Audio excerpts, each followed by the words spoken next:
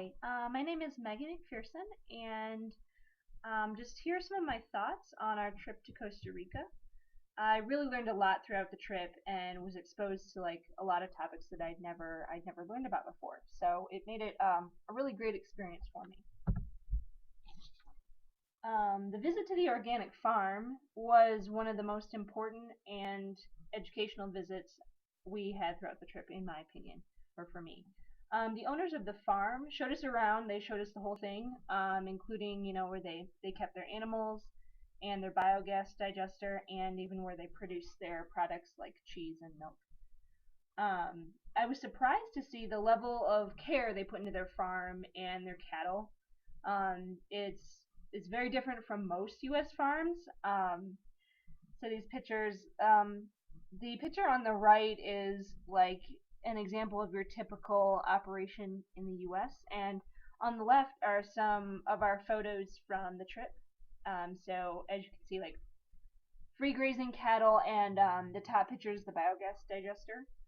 Um, the farmers there had this philosophy that they should run their business while keeping their impact on the environment minimal, which is the complete opposite from most U.S. farmers.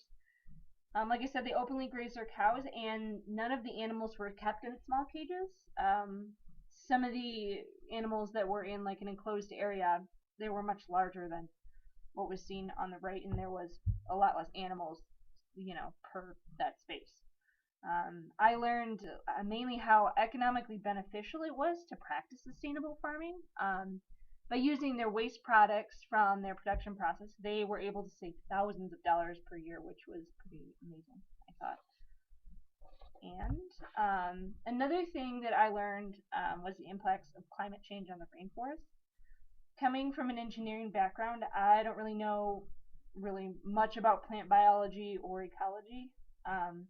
Therefore, I learned a lot about how the plants behave and react according to like their surroundings.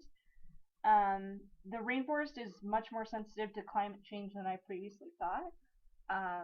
One of the changes being seen at La Selva is sometimes there's an increased frequency of days in a row with no rain, and it's used to raining every day. The plants are used to that. And while at La Selva, the director told us that after 4 days with no rain, that the rainforest literally starts to die. So obviously on the left you have your healthy plants and trees, and on the right, if you can kind of tell from the picture, they're kind of dying. Like the leaves are yellowing and getting down, and after 4 days this starts to happen. Only 4 days.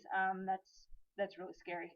Makes me wonder, like, if the periods of days without rain grow longer due to climate change, will the already disappearing rainforest from like deforestation just vanish at a faster rate and die on its just from the climate instead of people who are cutting it down?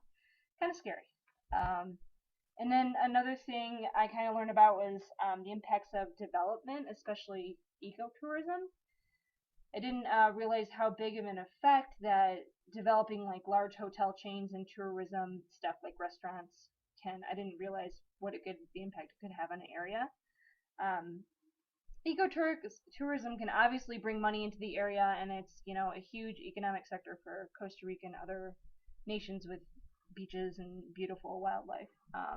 But at the same time, it can cause the development to occur in a way that either the local culture is diminished or lost. Obviously, when large hotel chains move into an area, they put strain on the resources, and they're mostly Americanized or westernized, with air conditioning and like fancy meals and pools and beautifully landscaped grounds and stuff like that. Um, at the same time, like the local cuisine and the local accommodations and customs could be overshadowed by these hotel chains and stuff like that. Um, your tourists coming from either Europe or the U.S., they're going to want food that they're used to most of the time. Sometimes no, obviously, but a lot of them do.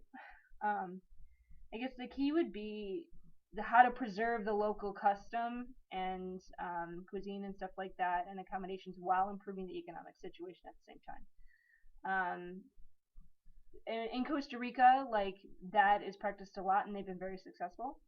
So they have like, the eco lodges and stuff instead of big hotel chains, which is pretty great. Hopefully, the hotel chains will not take over Guanacaste, as we learned that some of them are planned for the future. Hopefully that does not happen. I guess overall, I guess the main thing I realized is that all parts of the Earth are connected in ways that we can't see directly. Our society and economy is dependent on the ecosystem surrounding us, and we have to take extreme measures to make sure that all three of these sectors work in harmony with each other. And this is not achieved, and currently it's not being achieved in most areas across the world. Costa Rica is a pretty big exception. Consequences such as climate change, pollution, and poverty will all get worse. And sustainable development is a difficult reality to reach, but it is possible if we change our attitudes and, have the mentality like the people of Costa Rica have. So that is my reflections for the trip. Thank you.